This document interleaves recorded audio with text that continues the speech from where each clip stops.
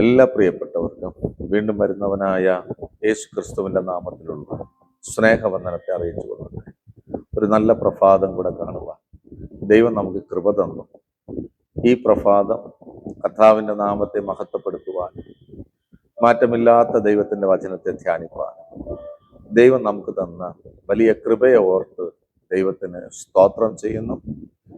ഈ പ്രഭാതം എല്ലാവരോടും പരിശുദ്ധാത്മാവ് ഇടപെടുന്ന ഒരു പ്രഭാതമായി മാറട്ടെ എന്ന് ഞാൻ ആത്മാവിൽ ആഗ്രഹിക്കുന്നു.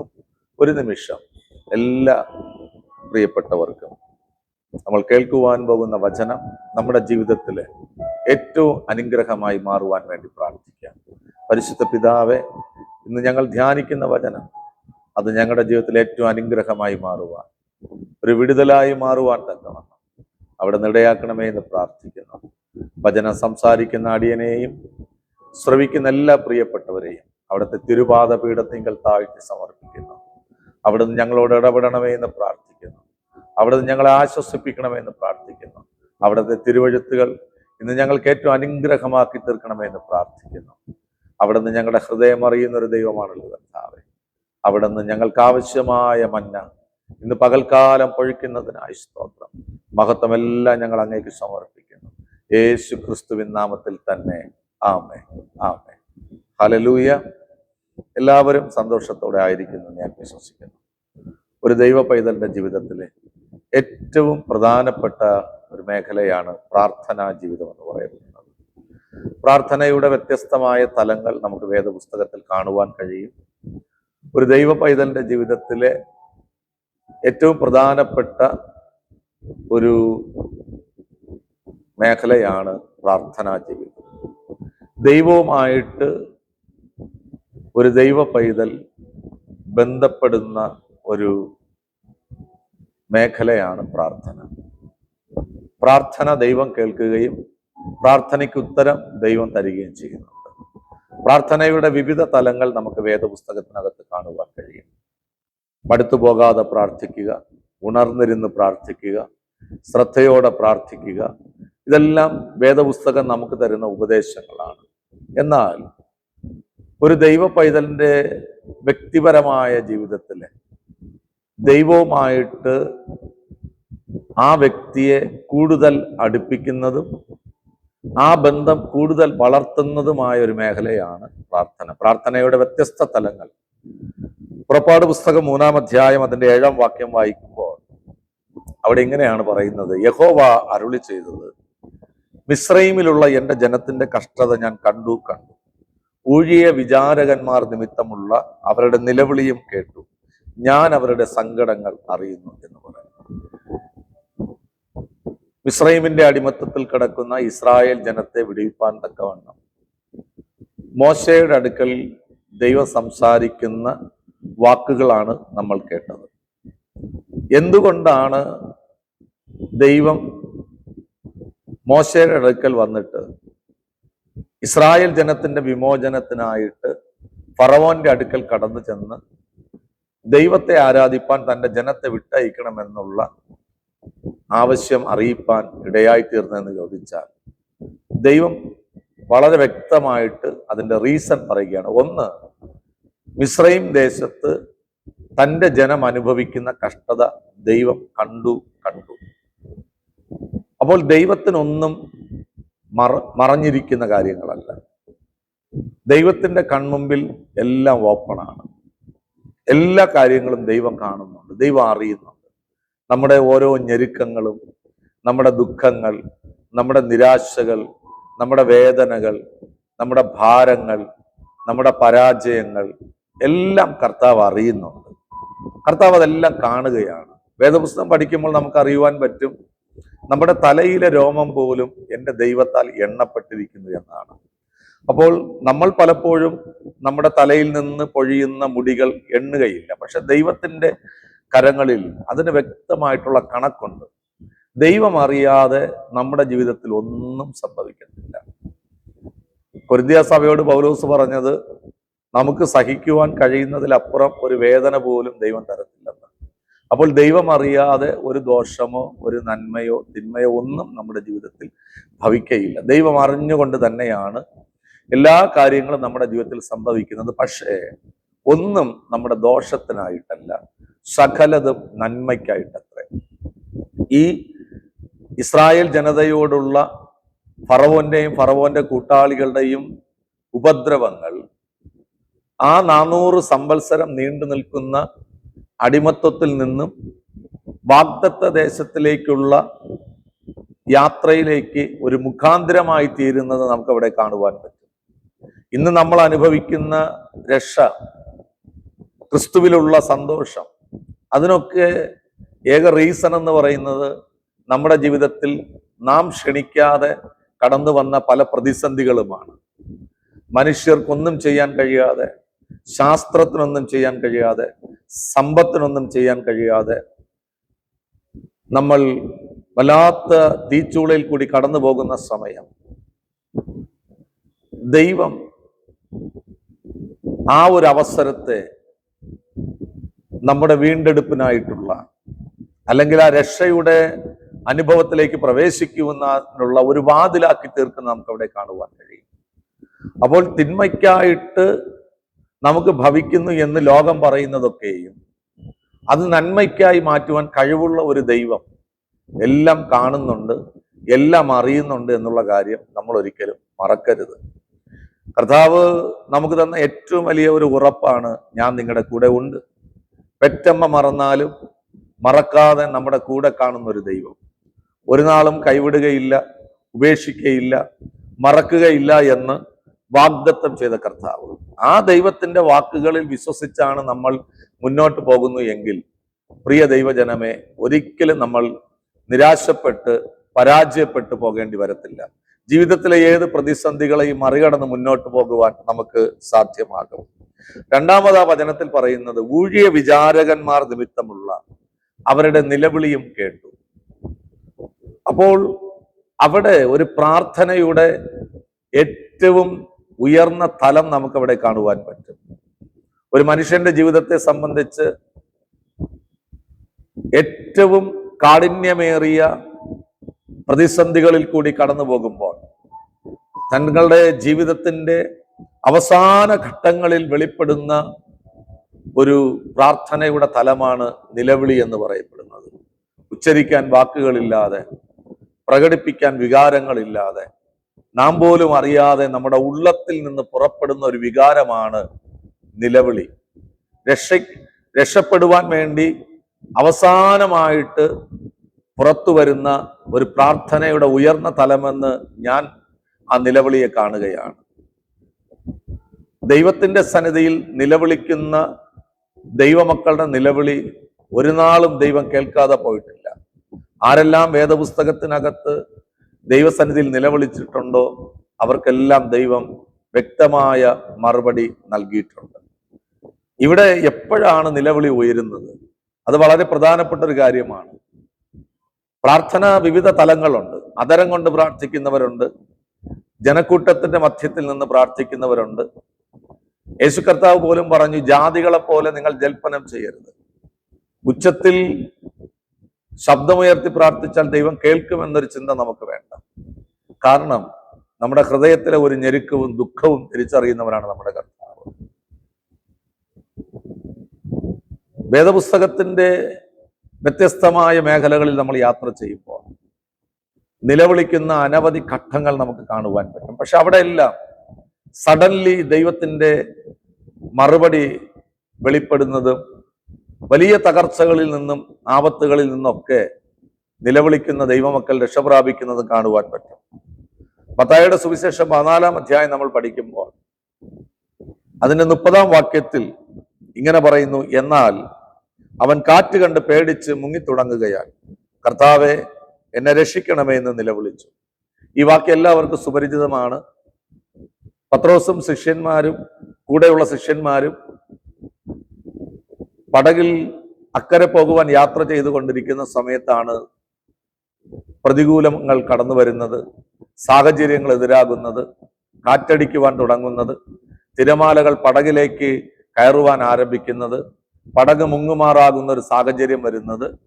ആ സാഹചര്യത്തിന്റെ മധ്യത്തിലാണ് യേശു കർത്താവ് തണ്ടുവലിച്ച് ഉഴയുന്ന തൻ്റെ ശിഷ്യന്മാരെ കണ്ട് മലമുകളിൽ നിന്ന് ഗലീല കടലിൽ നടന്നു വരുന്ന യേശുവിനെ കണ്ട് ശിഷ്യന്മാർ ഭയപ്പെടുകയും, എന്നാൽ നിങ്ങൾ പേടിക്കേണ്ട, ധൈര്യമായിരിക്കുക, ഇത് ഞാനാകുന്നു എന്ന് പറയുമ്പോൾ പത്രോസ് യേശുവിനോട് പറയുകയാണ്, കർത്താവെ, നീ ആകുന്നു എങ്കിൽ എന്നോട് കൽപ്പിക്കുക, ഞാനും നടന്ന് നിന്റെ അടുക്കൽ വരാമെന്ന്. യേശു പറഞ്ഞു, വരിക എന്ന് പറഞ്ഞപ്പോൾ പടകിൽ നിന്ന് ശിമോൻ പത്രോസ് ആഴിയെന്നോർക്കാതെ അതിന്റെ ആഴം ആരായാതെ ആ വെള്ളത്തിന്മേൽ ഇറങ്ങി നടക്കുവാൻ തുടങ്ങി. അതുവരെ തങ്ങളെ ഭയപ്പെടുത്തിയ പ്രതികൂലത്തിന്റെ മുകളിൽ ചവിട്ടി ശിമോൻ പത്രോസ് യേശുവിന്റെ അടുക്കിലേക്ക് നടന്നു പോകുമ്പോഴാണ് കാറ്റ് കണ്ട് പേടിക്കുകയും ആ ഭയം തന്നിലുള്ള വിശ്വാസത്തിൽ സംശയം ഉളവാക്കുകയും, ആമേൻ, അവിടെ വെള്ളത്തിൽ മുങ്ങിത്താഴുന്ന ഒരവസ്ഥ വെളിപ്പെടുകയും ചെയ്യുന്നത്. ആ അവസ്ഥയിൽ ശീമോന്റെ ഉള്ളിൽ നിന്നുയർന്ന നിലവിളിയാണ് ആ മുങ്ങിത്താഴുന്ന ശീമോനെ വെള്ളത്തിൽ നിന്ന് പുറത്തെടുക്കുവാൻ ഇടയായിത്തീർന്നത്. അവിടെ വളരെ വ്യക്തമായിട്ട് പറയുന്നു, മുങ്ങിത്തുടങ്ങുമ്പോൾ. അപ്പോൾ ഒരു മനുഷ്യന്റെ ജീവിതത്തെ സംബന്ധിച്ച് ഏറ്റവും വേദനാജനകമായ, നിരാശാജനകമായ ഒരു അവസ്ഥയാണ് മുങ്ങിത്താഴുക എന്നുള്ളത്. എന്ന് പറഞ്ഞാൽ ജീവിതം അതിൻ്റെ അവസാന ഘട്ടത്തിലേക്ക്, മരണത്തിന്റെ താഴ്വരയിലേക്ക് കൊണ്ടുപോകുന്ന ഒരവസ്ഥ. ജീവിതത്തിന്റെ എല്ലാ പ്രതിസന്ധികളിലും കൂടെ നമ്മൾ കടന്നു പോകുമ്പോൾ, കടബാധ്യതകളിൽ ഭാരപ്പെടുന്നവർ പറയാറുണ്ട്, ഞാൻ കടത്തിൽ മുങ്ങിത്താഴുകയാണ്, രോഗത്തിൽ മുങ്ങിത്താഴുകയാണ്. അത് അതിൻ്റെ മൂർധന്യ അവസ്ഥയെ സൂചിപ്പിക്കുകയാണ്. നമ്മുടെ ജീവിതത്തിൽ വെളിപ്പെടുന്ന ഒരു പ്രശ്നത്തിന്റെ മൂർധന്യ അവസ്ഥയിൽ മെഡിക്കൽ സയൻസ് നമ്മെ കൈവിടുന്ന സമയം, സാമ്പത്തിക മേഖലകൾ നമ്മെ കൈവിടുന്ന സമയം, കൂടെ നിൽക്കുന്നവർ കൈവിടുന്ന സമയം, ഒരു പരസഹായത്തിന് ആരും അടുക്കലില്ല എന്നുള്ള ഒരവസ്ഥ, ഒറ്റയ്ക്ക് പുറത്തു വരുവാൻ കഴിയത്തില്ല എന്നുള്ള തിരിച്ചറിവും, ആരാലും ഇനി എന്നെ സഹായിക്കുവാൻ പറ്റത്തില്ല എന്നുള്ളൊരു തിരിച്ചറിവും അകത്ത് വരുമ്പോൾ നാം പോലും അറിയാതെ നമ്മുടെ ഉള്ളത്തിൽ നിന്ന് പുറത്തു വരുന്ന നിലവിളി. ഇവിടെ ശീമോന്റെ ഒരു പ്രത്യേകതയുണ്ട്. പടകിൽ നിന്നിറങ്ങിയത് യേശുവിന്റെ വാക്ക് കേട്ടാണ്. വെള്ളത്തിന്മേൽ നടന്നത് യേശുവിൽ വിശ്വസിച്ചുകൊണ്ടാണ്. പ്രിയരെ, യേശുവിന്റെ വാക്ക് കേട്ട് നിങ്ങൾ ഇറങ്ങി തിരിച്ചിട്ടുണ്ടെങ്കിൽ ഒരു പ്രതികൂലത്തിലും മുങ്ങിത്താഴുവാൻ കർത്താവ് നിങ്ങളെ അനുവദിക്കത്തില്ല. കർത്താവ് നമ്മോട് എത്രമാത്രം സ്നേഹമുണ്ട് എന്ന് തെളിയിക്കുന്നത് റോമാലേഖനം 5-ാം അധ്യായം അതിന്റെ 8-ാം വാക്യത്തിലുള്ള വാക്യത്തിലാണ്. പിതാവായ ദൈവം തന്റെ സ്നേഹം ജനത്തോട് വെളിപ്പെടുത്തുവാൻ തന്റെ പുത്രനെ കാൽവരി ക്രൂശിൽ യാഗമാക്കി തീർത്തു. തന്റെ ഏകപുത്രനെ നമുക്ക് തരുവാൻ തക്കവണ്ണം സർവശക്തനായ ദൈവം നമ്മോട് കരുണ കാണിച്ചെങ്കിൽ, പ്രിയരെ, ഒരു പ്രതിസന്ധിയുടെ മൂർധന്യതയിലും മുങ്ങിത്താഴുവാൻ ദൈവം നമ്മെ അനുവദിക്കത്തില്ല എന്നുള്ളത് പൂർണ്ണ ഉറപ്പാണ്. നാം ദൈവത്തിൽ വിശ്വാസമുള്ളവരായിരുന്നാൽ മതി. കടുകുമണിയോളം വിശ്വാസം നമുക്ക് ആ ദൈവത്തിൽ ഉണ്ടെങ്കിൽ, നമ്മുടെ മുൻപിൽ നിൽക്കുന്ന മലയോട് മാറിപ്പോകാൻ പറഞ്ഞാൽ തീർച്ചയായിട്ടും ആ മല മാറിപ്പോകും. എന്നാൽ പലപ്പോഴും വിശ്വാസത്തിൽ നമ്മൾ ഇറങ്ങിത്തിരിച്ചു. ജീവിതത്തിന്റെ ചില പ്രതിസന്ധി ഘട്ടങ്ങളിൽ ശീമോനുണ്ടായ അവസ്ഥ നമുക്ക് ഉണ്ടാകാം. ഇത് അതുവരെ കാണാത്ത പ്രതിസന്ധിയെ കാണുമ്പോൾ, അതുവരെ അനുഭവിക്കാത്ത വേദനകൾ അനുഭവിക്കുമ്പോൾ, ജീവിതത്തിൽ തകർച്ചകൾ കടന്നു വരുമ്പോൾ നാം പോലും സംശയിച്ചു പോകുന്ന അവസ്ഥകൾ നമ്മുടെ ജീവിതത്തിൽ വരും. എന്നാൽ അവിടെയും യേശുവേ എന്ന് നിലവിളിക്കുന്ന ഒരു ദൈവ പൈതലിനെ രക്ഷിപ്പാൻ തക്കവണ്ണം കർത്താവിന്റെ കരം നമ്മുടെ കൂടെ ഉണ്ടെന്നുള്ള കാര്യം മറക്കരുത്. അതുകൊണ്ടാണ് യെശയ്യാ പ്രവാചകൻ പറഞ്ഞത്, രക്ഷിപ്പാൻ കഴിയാതെ വണ്ണം യഹോവയുടെ കരം കുറുകിപ്പോയിട്ടില്ല. പത്രോസ് ഈ തൻ്റെ സ്വന്തം ജീവിതത്തിലെ അനുഭവങ്ങളാൽ എഴുതിയ ഒരു വചനമാണ് 1 പത്രോസ് 5:7. അവൻ നമുക്ക് വേണ്ടി കരുതുന്നവനാകയാൽ നമ്മുടെ സകല ചിന്താകുലങ്ങളും അവന്റെ മേൽ ഇട്ടുകൊള്ളുക. കാരണം ശീമോൻ തൻ്റെ ജീവിതത്തിൽ യേശു കർത്താവിന്റെ കരുതലും പരിപാലനവും അനുഭവിച്ചിട്ടുള്ള വ്യക്തിയാണ്. ഒരുപാട് പ്രാവശ്യം അവിശ്വാസത്തിലേക്ക് വീണുപോയ മനുഷ്യനാണ്. വിശ്വാസത്തിൽ സംശയിച്ചു പോയ മനുഷ്യനാണ്. എന്നാൽ അവിടെയൊക്കെയും തൻ്റെ നിലവിളിയെ മറികടന്ന് കർത്താവ് പോയിട്ടില്ല എന്നും, ആ നിലവിളിയുടെ മധ്യത്തിൽ തന്നെ പുറത്തെടുക്കുവാൻ കർത്താവിന്റെ കരം കൂടെയുണ്ട് എന്നും ശീമോൻ പത്രോസ് ജീവിതത്തിൽ വളരെ വ്യക്തമായിട്ട് അനുഭവിച്ചറിഞ്ഞു. ആ അനുഭവത്തിലാണ് എഴുതി വെച്ചത്, നമ്മുടെ എല്ലാ ചിന്താകുലങ്ങളും കർത്താവിന്റെ മേലിട്ടുകൊള്ളുക, കർത്താവ് നമുക്ക് വേണ്ടി കരുതും. പ്രിയരെ, ഈ വചനം വിശ്വാസയോഗ്യമാണ്. മൂർധന്യ അവസ്ഥയിൽ മുങ്ങിത്തുടങ്ങുമ്പോൾ വെളിപ്പെടുന്ന നിലവിളിക്ക് മധ്യത്തിൽ നീണ്ടുവരുന്ന ഒരു കർത്താവിന്റെ കരം. ആ കരം ചെങ്കടലിനെ രണ്ടായി പിളർത്തിയെങ്കിൽ, ആ കരം നമുക്ക് വേണ്ടി കാൽവരി ക്രൂശിൽ യാഗമായി ആണിയടിക്കപ്പെട്ടു എങ്കിൽ, ഇന്ന് പകൽക്കാലം എനിക്ക് ഉറപ്പോടെ പറയുവാൻ പറ്റും, ആ കരം കുറുകിപ്പോയിട്ടില്ല, ആ കരം മാറിപ്പോയിട്ടില്ല, ആ കരം നമ്മെ രക്ഷിപ്പാൻ തക്കവണ്ണം നമ്മുടെ കൂടെ തന്നെയുണ്ട്. മറ്റൊരു സാഹചര്യം, ഉൽപ്പത്തി പുസ്തകം 21 അധ്യായം 17 വാക്യം. ദൈവം ബാലന്റെ നിലവിളി കേട്ടു. ദൈവത്തിന്റെ ദൂതൻ ആകാശത്ത് നിന്ന് ഹാഗാറിനെ വിളിച്ച് അവളോട്, ഹാഗാറെ, നിനക്കെന്ത്? നീ ഭയപ്പെടേണ്ട, ബാലൻ ഇരിക്കുന്നിടത്ത് നിന്ന് അവന്റെ നിലവിളി ദൈവം കേട്ടിരിക്കുന്നു. ഈ വാക്യവും എല്ലാവർക്കും വളരെ സുപരിചിതമാണ്. ഹാഗറിന്റെയും തന്റെ മകൻ ഇസ്മായേലിന്റെയും ഒരു മരുഭൂമിയിലെ അനുഭവത്തെയാണ് ഇവിടെ കാണുവാൻ കഴിയുന്നത്. ദൈവം പറഞ്ഞതനുസരിച്ച് സാറയുടെ വാക്ക് കേട്ട് ഹാഗറിനെയും ഇസ്മായേലിനെയും അബ്രഹാം വീട്ടിൽ നിന്ന് പറഞ്ഞു വിടുമ്പോൾ ഒരു തുരുത്തിയിൽ വെള്ളവും കയ്യിൽ കുറച്ച് അപ്പവും കൊടുത്ത് ഇവരെ പറഞ്ഞു വിട്ടു. ഒരു മരുഭൂമി ദൂരം മറികടന്നേ മതിയാകും. എന്നാൽ മരുഭൂമി മറികടക്കുവാൻ തുരുത്തിയിലെ വെള്ളത്തിനോ അപ്പത്തിനോ കൊണ്ട് മതിയാകത്തില്ല. വേദപുസ്തകം നമ്മൾ പഠിക്കുമ്പോൾ ഏലിയാവിന്റെ ജീവിതത്തിലും ആഹാബിന്റെ രഥത്തിന്റെ മുൻപിൽ ഓടുവാൻ തക്കവണ്ണം ദൈവത്താൽ ശക്തി പ്രാപിച്ച ഏലിയാവ് തൻ്റെ കഴിവിൽ ഇസബേലിന്റെ വാക്കുകളെ ഭയപ്പെട്ട് ഓടിയപ്പോൾ ചൂരച്ചെടിയുടെ ചുവട്ടിൽ തളർന്നു കിടക്കുന്ന ഒരവസ്ഥയെ നമുക്ക് അവിടെ കാണുവാൻ പറ്റും. അപ്പോൾ മരുഭൂമി എന്ന് പറയുന്നത് ഒരു മനുഷ്യന്റെ ബലത്താലും കരുത്താലും ഒക്കെ ഓടി മറികടക്കുവാൻ കഴിയുന്നതല്ല. ഇവിടെ ഹാഗാറും ഇസ്മായേലും മരുഭൂമിയിൽ കൂടി യാത്ര ചെയ്യുമ്പോൾ അവരുടെ ഒരു സമ്പാദ്യം എന്ന് പറയുന്നത് അബ്രഹാം കൈമാറിയ തുരുത്തിയിലെ വെള്ളവും കയ്യിലെ അപ്പവും മാത്രമേ ഉള്ളൂ. എന്നാൽ അത് മരുഭൂമി മറികടക്കുവാൻ അസാധ്യമായിരുന്നു. യാത്രയുടെ മധ്യത്തിൽ തുരുത്തിയിലെ വെള്ളവും തീർന്നു, അബ്രഹാം കൊടുത്ത അപ്പവും കഴിഞ്ഞു. അതുകൊണ്ടാ പ്രിയരെ ബൈബിൾ പറയുന്നത്, മനുഷ്യരിൽ ആശ്രയം വയ്ക്കുന്നതിനേക്കാൾ യഹോവയിൽ ആശ്രയം വയ്ക്കുന്നത് നല്ലത്. പ്രഭുക്കന്മാരിൽ ആശ്രയം വയ്ക്കുന്നതിനേക്കാൾ യഹോവയിൽ ആശ്രയിക്കുന്നത് നല്ലത്. മനുഷ്യരുടെ കരുതലിനും പരിപാലനത്തിനും അല്പായുസ് മാത്രമേ ഉള്ളൂ. അത് ഇഹലോകത്തിലെ ഓട്ടം പൂർത്തിയാക്കുവാൻ നമുക്ക് കഴിയുന്നതല്ല. ഇവിടെ അത് വളരെ വ്യക്തമായിട്ട് സൂചിപ്പിക്കുകയാണ്. മരുഭൂമിയിൽ ഏൽക്കുന്ന കഠിനമേറിയ സൂര്യന്റെ താപം ശരീരത്തിലെ വെള്ളത്തിന്റെ അളവിനെ കുറച്ചുകൊണ്ടേയിരിക്കും, വിശപ്പ് വർദ്ധിച്ചുകൊണ്ടേയിരിക്കും. കുറെ സമയം നാളുകൾ കഴിഞ്ഞിരിക്കാം, സമയം കഴിഞ്ഞിരിക്കാം. ഇസ്മായേലിന് ദാഹം വർദ്ധിക്കുന്നു, വിശപ്പ് വർദ്ധിക്കുന്നു. പക്ഷേ വെള്ളം ചോദിക്കുമ്പോൾ വെള്ളം കൊടുക്കുവാൻ ഹാഗറിന്റെ കയ്യിലെ തുരുത്തിയിലെ വെള്ളം തീർന്നുപോയി, കയ്യിലെ അപ്പവും തീർന്നുപോയി. വേദപുസ്തകം ഇങ്ങനെ പറയുന്നു, ബെർശേബ മരുഭൂമിയിൽ ഹാഗർ അലഞ്ഞുഴഞ്ഞു നടന്നു. എന്നാൽ ആ ബെർശേബ മരുഭൂമിയിൽ തന്റെ കുഞ്ഞിന് ഒരു തുള്ളി വെള്ളം കൊടുപ്പാൻ തക്കവണ്ണം അലഞ്ഞുഴഞ്ഞു നടന്നിട്ടും വെള്ളം കിട്ടാതെ വന്നപ്പോൾ തന്റെ കുഞ്ഞിന്റെ അവസ്ഥ വല്ലാതെ ദയനീയമായി മാറുന്നു, ക്ഷീണിച്ചു പോകുന്നു, ബലഹീനമാകുന്നു. അമ്മ ഹൃദയത്തിൽ ഉറച്ചു, ഈ മരുഭൂമി എൻ്റെ കുഞ്ഞ് മറികടക്കത്തില്ല, എൻ്റെ കുഞ്ഞ് മരുഭൂമിയിൽ വെച്ച് മരിച്ചു പോകുമെന്ന് ചിന്തിച്ചുകൊണ്ട് ആ കുഞ്ഞിനെ ഒരു കുറ്റിക്കാട്ടിൽ കിടത്തിയിട്ട് ഒരു അമ്പിൻ പാടകലെ മാറിയിരിക്കുന്ന ഒരമ്മയുടെ ദയനീയ ചിത്രം നമുക്ക് ഈ ഭാഗത്ത് കാണുവാൻ പറ്റും.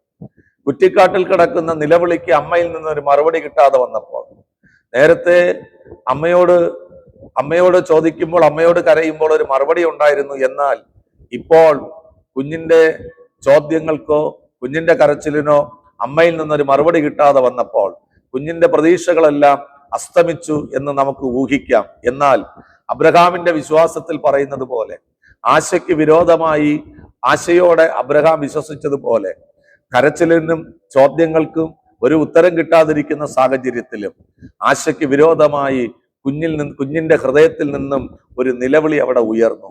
ആ നിലവിളി ഹാഗർ കേട്ടു എന്നല്ല ബൈബിൾ പറയുന്നത്, ആ നിലവിളി ദൈവം കേട്ടു.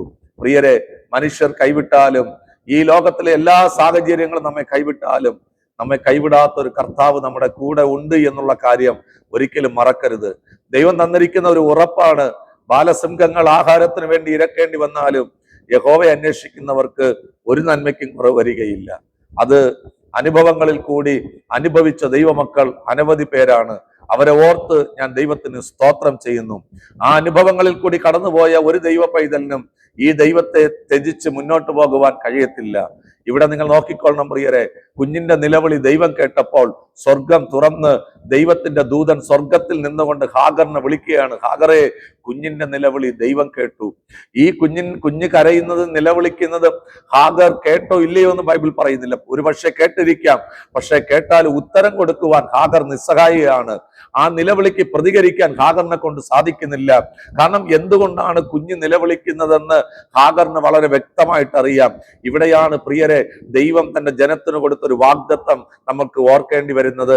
പെറ്റമ്മ മറന്നാലും ഞാൻ നിങ്ങളെ മറക്കത്തില്ല. ആമേൻ. ആ പെറ്റ അമ്മയ്ക്ക് അവിടെ കുഞ്ഞിനെ മറക്കേണ്ട ഒരു അവസ്ഥ വന്നു. ആമേൻ. പക്ഷെ എങ്കിലും ദൈവം ആ കുഞ്ഞിനെ മറന്നില്ല. ദൂതൻ അവിടെ നിന്നുകൊണ്ട് വിളിച്ചു പറയുകയാണ്, ഹാഗറെ, കണ്ണു തുറന്ന് നോക്ക്, കുഞ്ഞിന്റെ അരികിൽ ഒരു നീരുറവയെ തുറന്നിട്ടുണ്ട്. ഇന്ന് പകൽക്കാലം ആമേ ഞാൻ ആത്മാവിൽ കൈമാറട്ടെ പ്രിയരെ, എല്ലാ പ്രതീക്ഷകളും അസ്തമിക്കുമ്പോൾ നിങ്ങളിൽ നിന്ന് ഉയരുന്ന നിലവിളിക്ക് മറുപടി തരുവാൻ ഒരു സർവശക്തനായി ദൈവം നമ്മുടെ കൂടെയുണ്ട്. എല്ലാ വാതിലുകളും നമ്മുടെ മുൻപിൽ അടയുമ്പോൾ നമ്മുടെ നിലവിളിക്കൊരു വാതിൽ തുറന്നു തരുവാൻ കഴിയുന്ന ഒരു സർവശക്തനായി ദൈവം നമ്മുടെ കൂടെയുണ്ട്. എല്ലാവരും നമ്മെ വിട്ട് മാറുന്ന സമയത്ത് നമ്മിൽ നിന്ന് ഉയരുന്ന നിലവിളിക്ക് ആമേൻ ഒരു മറുപടി തരുവാൻ നമ്മുടെ കർത്താവ് നമ്മുടെ കൂടെയുണ്ട്. എല്ലാ ശാസ്ത്രവും നമ്മൾ കൈവിട്ട് മാറുമ്പോൾ, മെഡിക്കൽ സയൻസിന് ഒന്നും ചെയ്യാൻ പറ്റാത്ത ഒരവസ്ഥ വരുമ്പോൾ, ഇഹലോകത്തിന് നമ്മെ സഹായിക്കാൻ കഴിയാത്ത ഒരവസ്ഥ വരുമ്പോൾ, നമ്മുടെ ഹൃദയത്തിൽ നിന്ന് ഉയരുന്ന നിലവിളിക്ക് വ്യക്തമായ ഒരു മറുപടി തരുവാൻ കഴിയുന്ന ഒരു ദൈവത്തെയാണ് നമ്മൾ വിശ്വസിക്കുന്നതെന്നും നമ്മൾ സേവിക്കുന്നതെന്നും നമ്മൾ ഒരിക്കലും മറക്കരുത് പ്രിയരെ. ഒന്നാമത് നമ്മൾ കേട്ടത് ഊഴിയ വിചാരകന്മാർ ഉപദ്രവിച്ചത് മുഖാന്തരം തന്റെ ജനത്തിൽ നിന്നുയരുന്ന നിലവിളി. മറ്റുള്ളവരുടെ ഉപദ്രവം കാരണം, ശത്രുക്കളുടെ ഉപദ്രവം കാരണം ആമീൻ ദൈവജനം നിലവിളിച്ചപ്പോൾ ആ നിലവിളി ദൈവം കേട്ടു. ആ നിലവിളിക്ക് ദൈവം മറുപടി കൊടുത്തു. രണ്ടാമത്തെ നിലവിളി ആമേൻ ജീവിതത്തിൽ വിശ്വസിച്ച് ഇറങ്ങിത്തിരിച്ച ഒരു ദൈവഭക്തൻ ആമേൻ ഹല്ലേലൂയ മുങ്ങിത്താഴുന്ന സമയം, പതറിപ്പോകുന്ന സമയം വെളിപ്പെടുന്ന നിലവിളിക്ക് മറുപടി കൊടുക്കുന്ന ഒരു ദൈവം. മൂന്നാമത് എല്ലാവരും കൈവിടുമ്പോൾ, എല്ലാ സാഹചര്യങ്ങളും പ്രതികൂലമാകുമ്പോൾ ബാലന്റെ ഹൃദയത്തിൽ നിന്ന് ഉയർന്ന നിലവിളിക്ക് മറുപടി കൊടുക്കുന്ന ഒരു ദൈവം. മറ്റൊരു വാക്യം നമുക്ക് വായിക്കാം. മത്തായിയുടെ സുവിശേഷം 15-ാം അധ്യായം 22-ാമത്തെ വാക്യം. ആ ദേശത്ത് നിന്ന് ഒരു കനാന്യ സ്ത്രീ വന്ന് അവനോട്, കർത്താവേ, ദാവീദ് പുത്ര, എന്നോട് കരുണ തോന്നണമേ, എന്റെ മകൾക്ക് ഭൂതോപദ്രവം കഠിനമായിരിക്കുന്നു എന്ന് നിലവിളിച്ചു പറഞ്ഞു. ആമേൻ. ഇവിടെ ഒരു കനാന്യ സ്ത്രീ തന്റെ മകൾക്ക് വേണ്ടി നിലവിളിക്കുന്ന ഒരു നിലവിളി നമുക്ക് കാണുവാൻ പറ്റും. ഭൂതോപദ്രവത്താൽ കഠിനമായി ബാധിക്കപ്പെട്ടിരിക്കുന്ന ഒരു മകളുടെ വിടുതലിന് വേണ്ടി കർത്താവിന്റെ സന്നിധിയിൽ നിലവിളിക്കുന്ന ഒരു അമ്മ.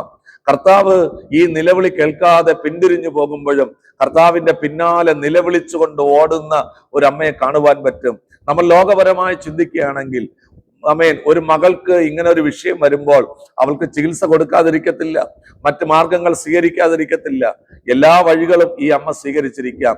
എന്നാൽ തന്റെ മകൾക്ക് അത് കഠിനമായി മാറിയപ്പോൾ, ആ ഭൂതോപദ്രവം വല്ലാതെ കഠിനമായി മാറിയപ്പോൾ, ഒരു അമ്മ എന്നുള്ള നിലയിൽ ആ മകളുടെ അവസ്ഥ കണ്ടു നിൽക്കുവാൻ കഴിയാത്തൊരു സാഹചര്യം വന്നപ്പോൾ അവൾ ഒരു വർത്തമാനം കേട്ടിരിക്കാം, അല്ലെങ്കിൽ യേശുവിനെ കുറിച്ച് ആ സ്ത്രീക്ക് ഒരു അറിവുണ്ടായിരുന്നിരിക്കാം.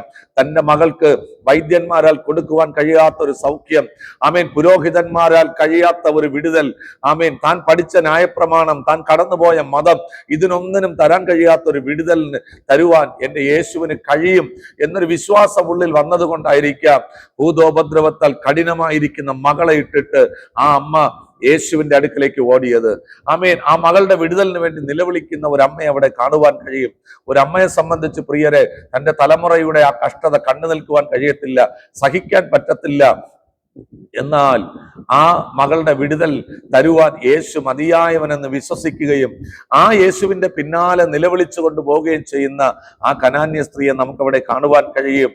ആ കനാന്യ സ്ത്രീയെ പിന്മാറ്റി പോകുവാൻ വേണ്ടി ആമേൻ വാക്കുകൾ കൊണ്ട് ശ്രമിക്കുമ്പോഴും ആ പിന്മാറിപ്പോകാതെ ആമേൻ മക്കൾക്ക് കൊടുക്കുന്ന അപ്പത്തിന്റെ നുറുക്ക് താഴെ വീഴുമ്പോൾ അത് മതി എനിക്കെന്ന് പറഞ്ഞുകൊണ്ട് വിശ്വാസത്തിന്റെ ആ തീവ്രത വെളിപ്പെടുത്തുന്ന ആ കനാന്യ സ്ത്രീയോട് യേശു കർത്താവ് പറയുന്ന ഒരു പദമാണ്, സ്ത്രീയെ, നിന്റെ വിശ്വാസം വലിയത്, നിന്റെ ഇഷ്ടം പോലെ തന്നെ ഭവിക്കട്ടെ.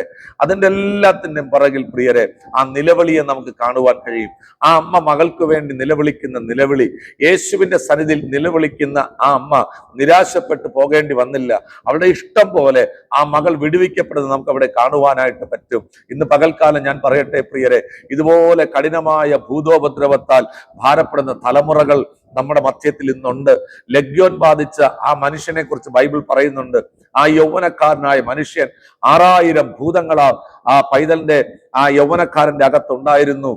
ആമേൻ. അവൻ വസ്ത്രം ധരിക്കാതെ കല്ലറകളിൽ കിടന്നുറങ്ങി, നാട്ടുകാർക്കും വീട്ടുകാർക്കും ശല്യമുള്ളവനായി, ആമേൻ, സുബോധമില്ലാത്തവനായി പാർക്കുന്ന ഒരു അവസ്ഥ കാണുവാൻ പറ്റും. ആ ഭാഗം വായിക്കുമ്പോഴൊക്കെ ഞാൻ ഇങ്ങനെ ചിന്തിക്കാറുണ്ട്. ആ യൗവനക്കാരന് ഒരു അമ്മയുണ്ട്, ആ യൗവനക്കാരന് ഒരു അപ്പനുണ്ട്. ആ അപ്പന്റെ അമ്മയുടെ നിലവിളി ദൈവസന്നിധിയിൽ കേട്ടിരിക്കാം. യേശു കർത്താവ് ആരും പറഞ്ഞിട്ടല്ല ആ ഗദരദേശത്തേക്ക് പോകുന്നത്.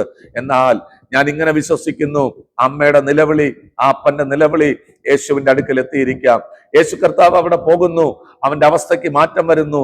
സുബോധമില്ലാത്തവനായിരുന്ന അവൻ സുബോധമുള്ളവനായി മാറിയപ്പോൾ വസ്ത്രം ധരിച്ച് യേശുവിന്റെ പാദപീഠത്തിങ്കലിരുന്ന് ആമേൻ വചനം കേട്ട് 10 പട്ടണങ്ങളുടെ ആമേൻ സുവിശേഷത്തിന്റെ അധിപതിയാകുന്നത് നമുക്കവിടെ കാണുവാനായിട്ട് പറ്റും. ഇന്ന് പകൽക്കാലം ഞാൻ പറയട്ടെ, തലമുറകളെ ഓർത്ത് ഭാരപ്പെടുന്ന എല്ലാ പ്രിയ മാതാപിതാക്കളോടും പറയട്ടെ, നിങ്ങളുടെ നിലവിളിക്ക് മറുപടി തരാൻ കഴിയുന്ന ഒരു കർത്താവുണ്ട്. നിങ്ങളുടെ തലമുറകളുടെ സ്വഭാവങ്ങൾക്ക് മാറ്റം വരുത്തുവാൻ, മദ്യത്തിനും മയക്കുമരുന്നിനും അടിമകളായിരുന്നു കൊണ്ട് സുബോധമില്ലാത്തവരെ പോലെ ജീവിച്ച് ഈ നാളുകളിൽ നിങ്ങളുടെ കണ്ണുനീരിന് കാരണമായിരിക്കുന്ന തലമുറകളെ ഓർത്ത് നിലവിളിക്കുന്നു എങ്കിൽ തീർച്ചയായിട്ടും അതിന് വ്യക്തമായ മറുപടി തരുവാൻ ഈ യേശുവിന് കഴിയും. നിലവിളിക്ക് മറികടന്നു പോകുന്നവനല്ല എൻ്റെ കർത്താവ്. നിലവിളിക്ക് ഉടനടി സഡൻലി മറുപടി തരുന്നവനാണ് കർത്താവ്. അതുകൊണ്ട് പ്രിയരെ, യേശു പറഞ്ഞു, നിങ്ങളെയും നിങ്ങളുടെ മക്കളെയും ചൊല്ലിക്കരയുവിൻ. ആ കരച്ചിലിന് ദൈവം മറുപടി തരും. ആ നിലവിളിക്ക് ദൈവം മറുപടി തരും. ഒരു ദൈവ പൈതന്റെ നിലവിളിക്ക് അസാധ്യതകളെ സാധ്യതകളാക്കി തീർക്കുവാൻ കഴിയുന്ന ദൈവത്തെ നമ്മുടെ അടുക്കൽ എത്തിക്കുവാൻ കഴിയും. അങ്ങനെയെങ്കിൽ പ്രിയരെ, ഇന്ന് പകൽക്കാലം ഒരു നിമിഷം കണ്ണുകൾ അടയ്ക്കാം. പരിശുദ്ധ പിതാവേ, അപ്പൊ അങ്ങയുടെ സന്നിധിയിൽ നിലവിളിക്കുന്ന അനവധി പേരുണ്ട്. ഈ ലോകത്തിന് ഒരു മറുപടി കൊടുക്കുവാൻ കഴിയാതെ വന്ന, ഭാരത്തോടെ ആയിരിക്കുന്ന, മനസ്സ് തകർന്നിരിക്കുന്ന അനവധി പ്രിയപ്പെട്ടവരുണ്ട്. അവരോടെല്ലാം ദൈവം ഇടപെടണമേ. അവിടുത്തെ കരം അവർക്ക് വേണ്ടി നീട്ടണമേ. അവിടുത്തെ മറുപടി അവർക്ക് കൽപ്പിക്കണമേ. എന്റെ ദൈവം അത് ചെയ്യുന്നതിനായി സ്തോത്രം. യേശുവിൻ നാമത്തിൽ തന്നെ ആമേൻ, ആമേൻ. പ്രിയരെ, എല്ലാ വ്യാഴാഴ്ചയും രാവിലെ 8:30 ഹാർവസ്റ്റ് ടെലിവിഷനിൽ നമ്മുടെ ഈ പ്രോഗ്രാം കാണുവാൻ സാധിക്കും. തീർച്ചയായിട്ടും നിങ്ങൾ ഈ പ്രോഗ്രാം കാണുക. നിങ്ങളുടെ പ്രാർത്ഥനാ വിഷയങ്ങൾ ഞങ്ങളെ അറിയിക്കുക. ഞങ്ങൾ നിങ്ങൾക്ക് വേണ്ടി പ്രാർത്ഥിക്കും. നിങ്ങളുടെ അനുഭവങ്ങൾ ഞങ്ങളെ അറിയിക്കുക. അതുപോലെ എല്ലാ ഞായറാഴ്ചയും രാവിലെ 10 മണി മുതൽ ഉച്ചയ്ക്ക് 1 മണി വരെ അനുഗ്രഹിക്കപ്പെട്ട പരിശുദ്ധാത്മാവിന്റെ നിയന്ത്രണത്തിലുള്ള ആരാധന തിരുവനന്തപുരം ജില്ലയിലെ നെയ്യാറ്റിൻകര ഉദിയൻ കുളങ്ങര മോറിയ കോംപ്ലക്സിന്റെ 5ാമത്തെ നിലയിൽ സ്ഥിതി ചെയ്യുന്ന rise and shine global worship സെന്ററിൽ വെച്ച് അനുഗ്രഹിക്കപ്പെട്ട ആരാധന നടക്കുന്നു. ആരാധനയിൽ നിങ്ങൾ പങ്കെടുക്കുവാൻ ആഗ്രഹിക്കുന്നെങ്കിൽ കടന്നു വരിക. നമുക്ക് ഒരുമിച്ച് ആരാധിക്കാം. അടുത്ത എപ്പിസോഡിൽ നമ്മൾ വീണ്ടും കാണുന്നത് വരെയും ദൈവത്തിന്റെ കൃപാവലയത്തിനകത്ത് നമ്മെ മറയ്ക്കുമാറാകട്ടെ. God bless you all. God bless you. God bless U.